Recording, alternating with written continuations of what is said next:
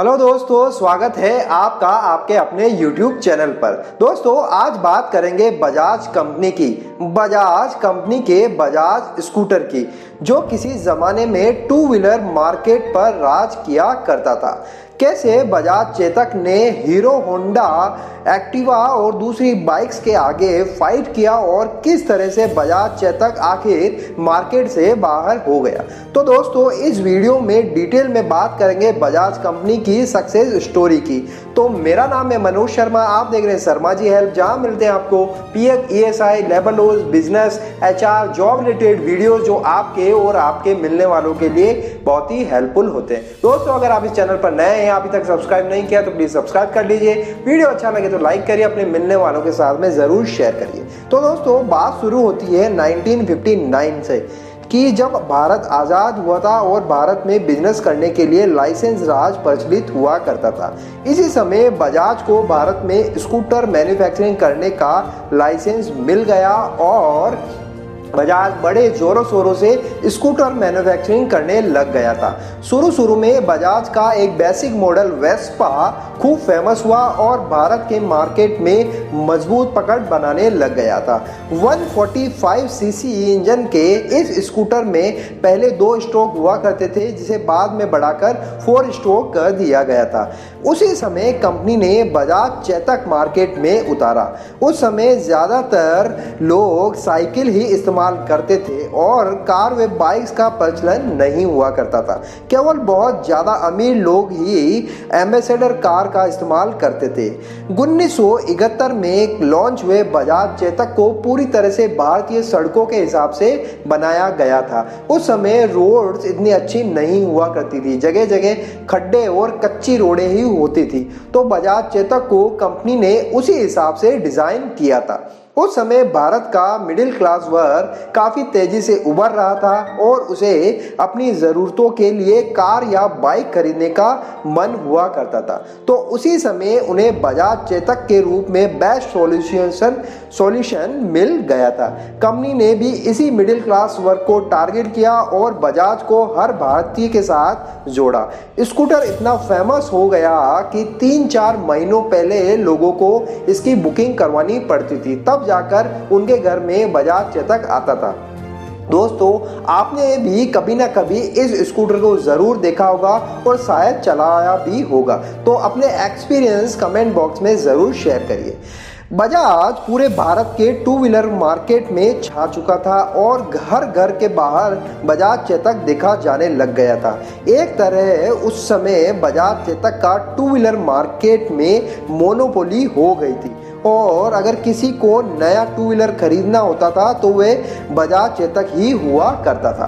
दोस्तों, बजाज चेतक की ब्रांडिंग इस तरह से की गई कि यह हर भारत के मिडिल क्लास की पहचान बन गया था और हर घर में बजाज चेतक ही हुआ करता था। बजाज चेतक की सफलता को देखते हुए बहुत से दूसरे ब्रांड भी इस मार्केट में एंटर होने लग गए थे, लेकिन बजाज अपने नए नए एडवर्टीजमेंट और बेहतरीन जिंगल के साथ मार्केट में मोनोपोली बनाए हुए था, जैसे हमारा बजाज।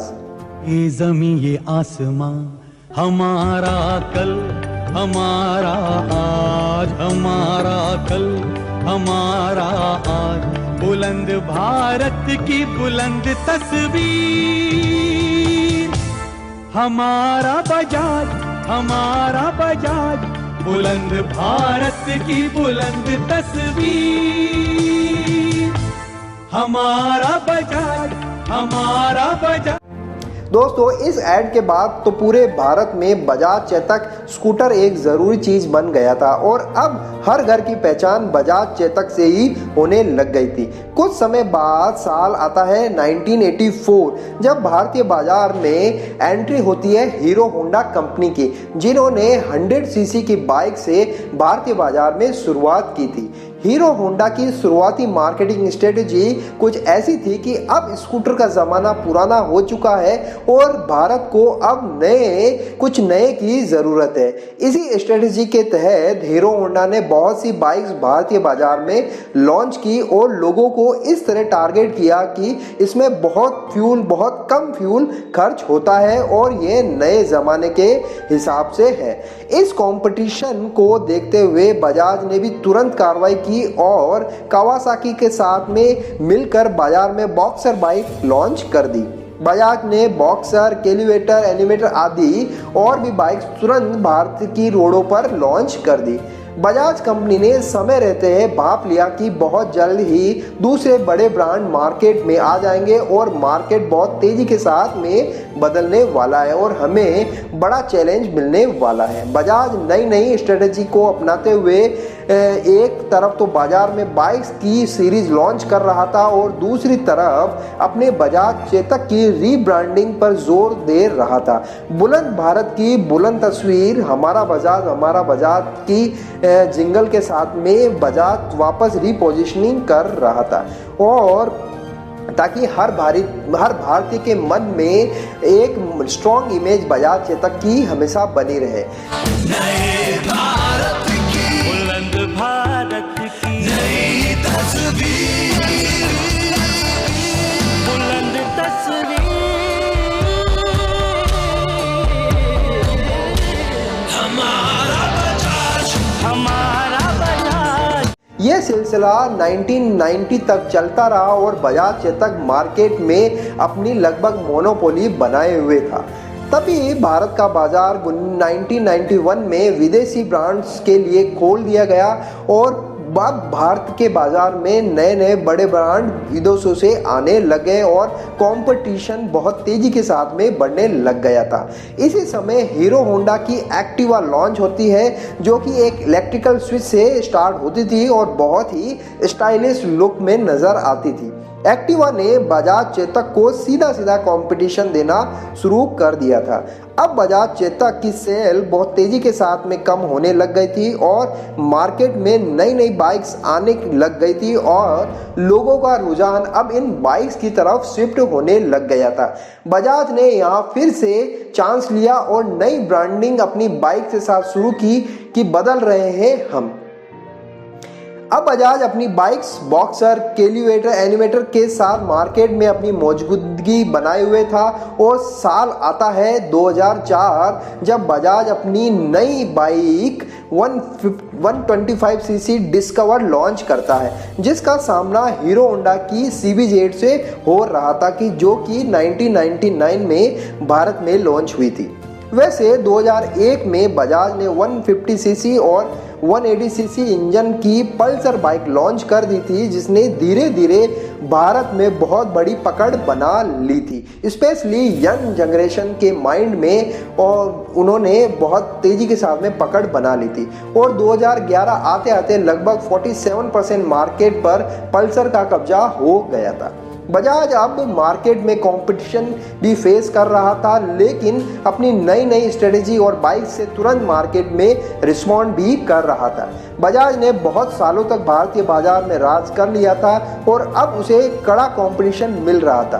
तभी बजाज ने एक्सपोर्ट करने का फैसला लिया। बजाज पल्सर की इंडिया के मार्केट में सफलता देखने के बाद कंपनी ने इसे एशिया, मिडिल ईस्ट और साउथ अमेरिका के मार्केट में लॉन्च करने का फैसला किया। कोलंबिया में तो बजाज ने इंडिया से 3 गुना पल्सर सेल की थी। अब बजाज को लग गया था कि इंडिया के बाहर बहुत बड़ा मार्केट है। इंडोनेशिया में तो कंपनी ने खूब बाइक्स और 3 व्हीलर सेल कर दिए थे। 3 व्हीलर मार्केट में तो ये इंडोनेशिया में हर घर की पहचान बन गया था। धीरे धीरे कंपनी ने नाइजीरिया, श्रीलंका, फिलीपींस और इंडोनेशिया के मार्केट में अपनी पकड़ बनाने तेज कर दी और बाइक सेलर के मामले में वे बहुत आगे बढ़ चले गए थे। अगर डेटा की बात करें तो साल 2019 तक बजाज ने सबसे ज़्यादा बाइक्स करीबन 47% साउथ अफ्रीका में सेल की थी, 28% मिडिल ईस्ट कंट्रीज में तथा 14% एशियन कंट्रीज में इन्होंने पल्सर सेल की थी। दोस्तों अगर हम बजाज कंपनी से कुछ बिजनेस लेसन सीखना चाहें तो ये होगा कि बजाज ने हमेशा मार्केट को तुरंत रिस्पॉन्ड किया, बदलती टेक्नोलॉजी और मार्केट के हिसाब से अपने आप को काफ़ी चेंज किया, अपने प्रोडक्ट्स के लिए हमेशा नए मार्केट सेगमेंट और नए रीजन को तलाशते रहे और कामयाब भी हुए। जब लगा कि बाइक्स ने पूरी तरह मार्केट में जगह बना ली है तो अपना स्कूटर बंद कर दिया और अपने को पूरी तरह से एक मोटर बाइक कंपनी बना ली। और अब जब ई व्हीकल का ज़माना आ गया है मार्केट में तो इन्होंने ई व्हीकल बनाना भी शुरू कर दिया है।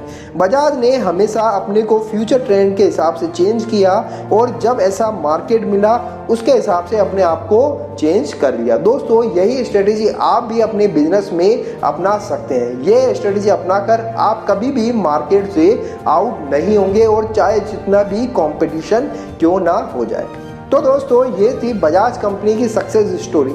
आपको ये स्टोरी कैसी लगी कमेंट करके ज़रूर बताइए। वीडियो अच्छा लगे तो लाइक ज़रूर करिए। दोस्तों चैनल पर नए हैं तो सब्सक्राइब करना नहीं भूलिए और अपने मिलने वालों के साथ में ज़रूर शेयर करिए। तो दोस्तों फिर मिलते हैं एक नए वीडियो में, एक नई जानकारी, एक नई सक्सेस स्टोरी के साथ में। तब तक के लिए अपना ख्याल रखिएगा। Thank you very much.